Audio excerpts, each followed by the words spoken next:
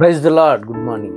మన ప్రభు అనే యేసుక్రీస్తు పరిశుద్ధ నామంలో యేసుతో అనుదినము అనే ఈ పరిచర్య ద్వారా ప్రతిదినము దేవుని యొక్క శ్రేష్టమైన వాక్యాన్ని వింటున్న మీ అందరికీ నా హృదయపూర్వక శుభములు. నా ప్రియ సహోదరి సహోదరుడా, చిన్న ప్రార్థన చేసుకుందాం. తరలి ఉంచినట్లయితే.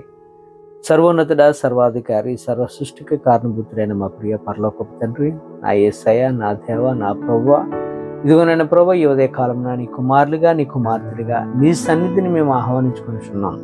మీరే మాతో మాట్లాడి మమ్మల్ని అందరినీ బలపరిచి నీ కృపగల హస్తాలతో ఇప్పుడే మమ్మల్ని అందరినీ దీవించండి అయ్యా.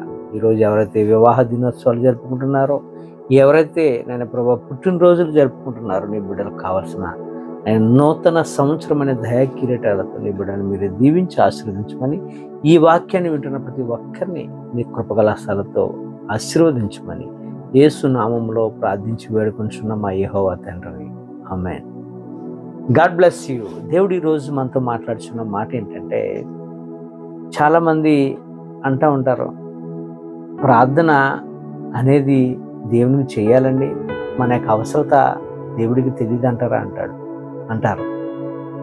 ఎస్, దేవునికి తెలుసు. అయినప్పటికీ కూడా మనం దేవుని అడగాలి. అడగనిది అమ్మాయిని పెట్టదు కదా. కాబట్టి ప్రార్థన ఎంతో శక్తివంతమైనది. మనం ప్రార్థించటం వలన ఎవరికి మేలు అంటే, మీకే మేలు, నాకే మేలు. ఎవరు ప్రార్థన చేస్తారో వారికి మేలు. ప్రార్థన అనేది సరాసరి దేవునితో మనం కమ్యూనికేషన్ చేసుకునేది, దేవునితో మనం మాట్లాడుకునేది ప్రార్థన. యేసయ్య దేవుడై ఉండి కూడా, దేవుని కుమారుడై ఉండి కూడా, తండ్రి అయిన యెహోవా దేవునితో ప్రార్థనలో మాట్లాడుకోవడానికి ఏకాంతముగా కొండకు వెళ్తూ ఉండేవాడు. ఎందుకు అంటే, ఆయన మనకి ఒక మాదిరి చూపడానికి కూడా, తండ్రితో ఆ కనెక్షన్ పెంచుకోవడానికి కూడా ఆయన ప్రార్థనలో తండ్రితో మాట్లాడుకోవడానికి వెళ్ళిపోయేవాడు. దేవునితో మాట్లాడుకోవటం అనగా మొట్టమొదట ప్రార్థన అనేది ఎక్కడొచ్చిందంటే, బైబిల్లో మనం చూసినట్లయితే ఆది కాండము 4వ అధ్యాయము 26వ వచనం మనం చూసినట్లయితే, సేతు కుమారుడైనటువంటి ఏనోషు పుట్టినప్పుడు యెహోవా నామమున ప్రార్థన చేయటం ఆరంభమైందంట. ఏనోషు పుట్టిన తర్వాత ప్రార్థన అనేది ప్రారంభమైంది. దేవునితో మాట్లాడుకోవటం, దేవునికి విజ్ఞాపన చెప్పటం అనేది ప్రారంభమైంది. అలాగే యేసయ్యకు మనం ఎప్పుడైతే ప్రీతికరంగా, మనము పాపమునకు దూరంగా ఎప్పుడైతే ఉంటామో, నీతిగా యథార్థంగా ఎప్పుడైతే జీవిస్తామో, మన ప్రార్థన దేవుడు ఖచ్చితంగా వింటాడు. అందులో ఎటువంటి డౌట్ లేదు. మనలో పాపం పెట్టుకొని, మనలో దోషం పెట్టుకొని, మనలో శాపాలు పెట్టుకొని ప్రార్థన చేస్తే, మనం ఎంత ప్రార్థన చేసినా మన ప్రార్థన ప్రయాసము వ్యర్థమైపోతుంది. యెషయా గ్రంథము 59వ అధ్యాయం మొదటి 2 వచనాల ప్రకారంగా, మన పాపములు ఆయనకు మనకు మధ్య అడ్డుగోడగా ఉండిపోతున్నాయి. నా ప్రియ సహోదరి సహోదరుడా, మరి ముఖ్యంగా యేసయ్య మనకి ఈరోజు తెలియజేస్తున్న మాట ఏంటంటే, ఇందులో చాలామంది చిక్కుకొని ఉన్నారండి. ఈ చెప్పే మాటలో చాలామంది చిక్కుకొని బందీ అయి ఉన్నారు.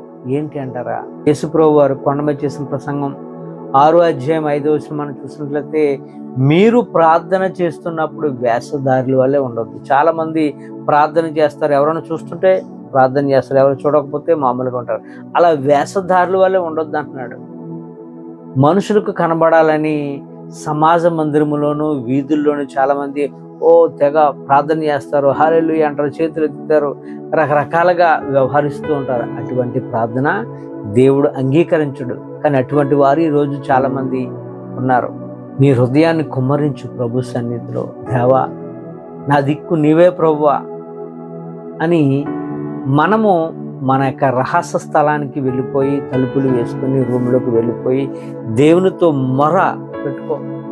ఏడు దేవుని సన్నిధిలో, నువ్వు తప్ప నాకు వేరే దిక్కులేరు ప్రభు.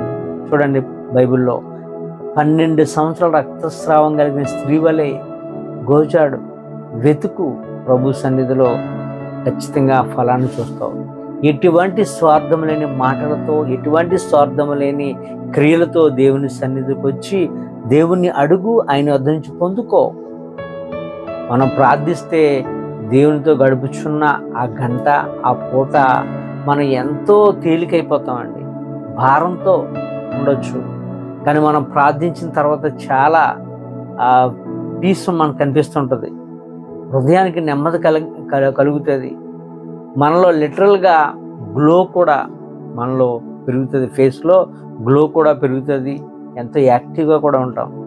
ఉదాహరణకు యేసుప్రభు వారు మనం చూసినట్లయితే లోక సువార్త 9వ అధ్యాయం 29వ వచనం మనం చూసినట్లయితే యేసుప్రభు వారు ప్రార్థన చేయడానికి ఆయనతో పాటుగా పేతురు, యోహాను, యాకోబులను వెంట పెట్టుకొని వెళ్తారు. అక్కడ యేసుప్రభు వారు రూపాంతరం పొందటం చూస్తారు. అక్కడ యేసుప్రభు వారు ప్రార్థించుండగా యేసుప్రభు వారి యొక్క ముఖం మారిందండి, చూడలేకపోయారట వీళ్ళు. యేసుప్రభు ప్రార్థించుండగా ఆయన ముఖము, ఆయన ముఖ రూపము మారేను, ఆయన వస్త్రములు తెల్లనివై దగదగా మెరిసిపోయాట. అంత గ్లో ఉంటుంది. దేవునితో గడిపే ప్రతి స్మృతి కూడా మనకు అనేకమైన అద్భుతాలే అండి. దేవునితో గడిపే ప్రతి క్షణము మనకు అద్భుతమే.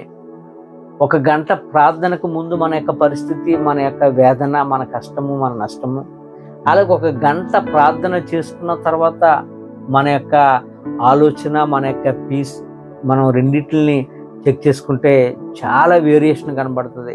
ప్రార్థనకు ముందు ఎన్నో గలిబిలితో ఉంటావు, సమస్యతో ఉంటావు, తెలియని బాధతో ఉంటావు. ఆ గంట ప్రార్థన అయిపోయిన తర్వాత దేవుడు ఆలోచనిస్తాడు. ఆ ఆలోచనలో మనం ఎంతో నెమ్మది మనం పొందుకోగలం. మన యొక్క ఫేసెస్లో కూడా ఎంతో గ్లోను మనం చూడగలం. యేసయ్యతో గడిపితే ఆ క్షణాలు మనం ఎంతో నెమ్మదిని మనం పొందుకోగలం. నా ప్రియ సహోదరి, సహోదరుడా, ప్రార్థనను ఎప్పుడు కూడా నెగ్లెక్ట్ చేయొద్దు. వీలుంటే కాదు ప్రార్థన చేయటం, వీలు చేసుకొని దేవుని సన్నిధిలో ప్రతిరోజు 1 గంట దేవునికి సమయం ఇవ్వడానికి ప్రయత్నం చేయి. మీ టైము 1 గంట ఇచ్చి చూడు.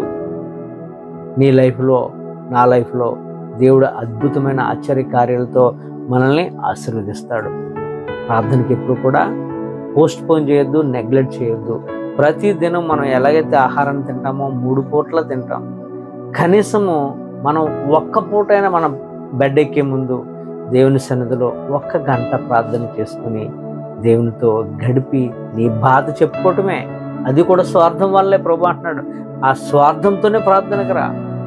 నీ బాధ, వేదన, కష్టము, నష్టము ఆయన పాదాలు ఎదురుపెట్టు. చక్కటి నెమ్మదితో దేవుడు మనల్ని ఆశీర్వదిస్తాడు. ఈ కొద్ది మాటలు దేవుడు మనందరి జీవితంలో నెరవేర్చునుగాక. ఆమేన్. God bless you.